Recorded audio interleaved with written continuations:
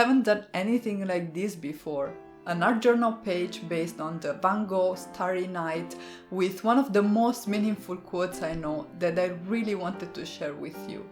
Am I setting myself up for failure? There is one thing I know when it comes to projects that feel difficult: baby steps. And it's a good idea to start from something we feel comfortable with, just to warm up a little. I'm gonna go with alcohol markers to color this digital image that I printed, cause they are my go-to medium and there is enough stepping outside my comfort zone for this project, so there is really no need to add more opportunities to fail.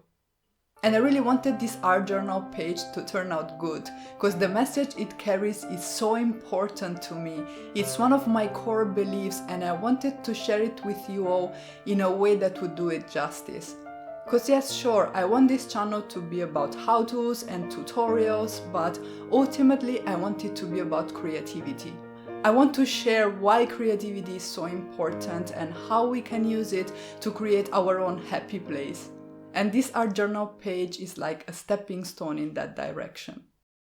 But here's the first challenge. Now that the images are colored, how can I seal them without smudging the printer's ink? I know that gel medium won't work. It is water-based and so is my printer's ink, so the two are not gonna go well together. I need to find something in my stash that is not waterproof, but I can use to seal the images. Oh, I know! Distress microglaze. Because this is a wax-based product, I can use it to seal my images and to make them waterproof without smudging the ink. And at this point now I can go ahead and coat them with gel medium. Okay, fine, let's not count our chickens quite yet.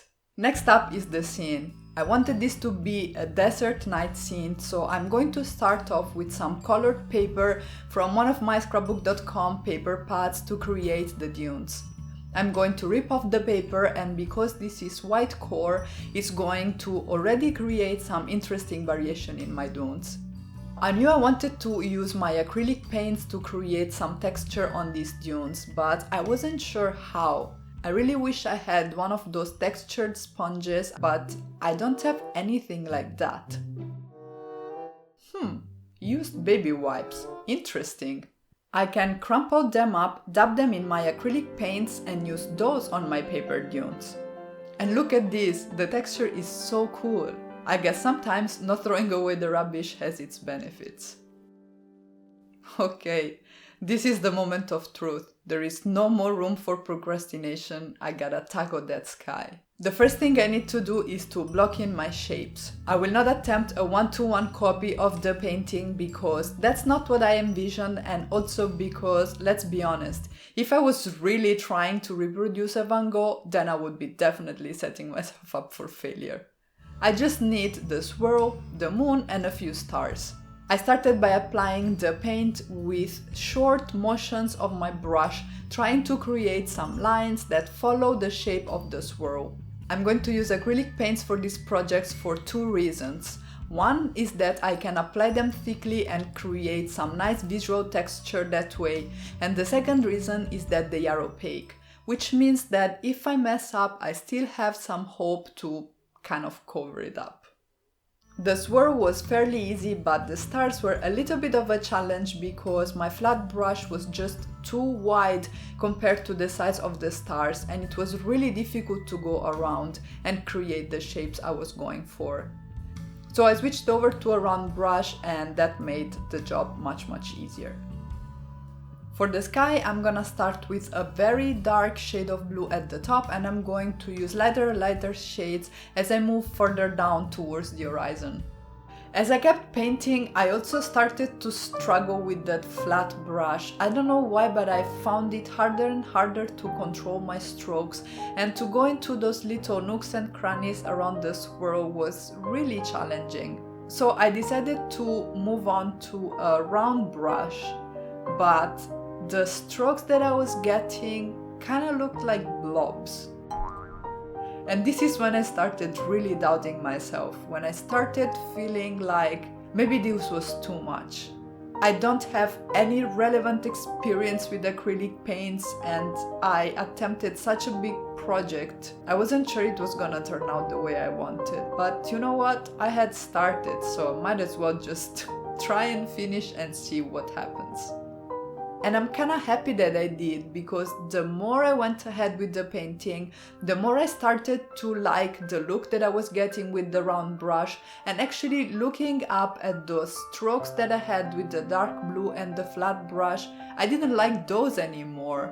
So what I did is I actually went back on those areas and added more shades of that same dark blue, but this time with the round brush. For some variation in the swirl, I added some shades of light blue there, and then for the stars I used 2 different shades of yellow, one a little bit colder and the other one a little bit warmer. And you might think that the worst part of this painting is over, but it isn't. At this point I was really happy with the result and I was so scared I would mess it up. But I really wanted to see the end of this project. I wanted to see it come together. So I moved on to the next step, which was to glue down the dunes, and I did something that is going to haunt me forever. I cut up the paper in the middle of the page. You may feel that it's a small detail, but it really bothers me and it's something that I just can't unsee. But I guess art is like life, we gotta learn how to live with our mistakes. And I'm not gonna lie, I was pretty tired at this point, but it was the most important part of the art journal page, my quote. So I typed in my quote on Canva and then I printed it out, and the brilliant idea at this stage was to print it on copy paper. I don't know what I was trying to save, but I definitely did not save myself frustration because this paper was flimsy. But I got through it and I was finally ready to adhere it to my art journal page. I'm pretty sure many of you will have realized by now, but the characters in this art journal page come from the book The Little Prince, and so does the quote. And this sentence is something that really resonates with everything I believe in. All grown-ups were once kids, but only few of them remember it. And we, as creative people, we do remember. Being creative is a wonderful way to feed that inner child, and to me that's one of the most important things. Because it's what allows us to look at the world with wonder, excitement and enthusiasm, even despite all the struggles we face. I'm not letting that kid go, and I hope you do the same. But what about those times when our mojo is gone? I was in that situation myself pretty recently, and I have a video where I share some very easy and practical steps that you can take to get your creativity back. So make sure to click right here to watch, and I'll meet you there.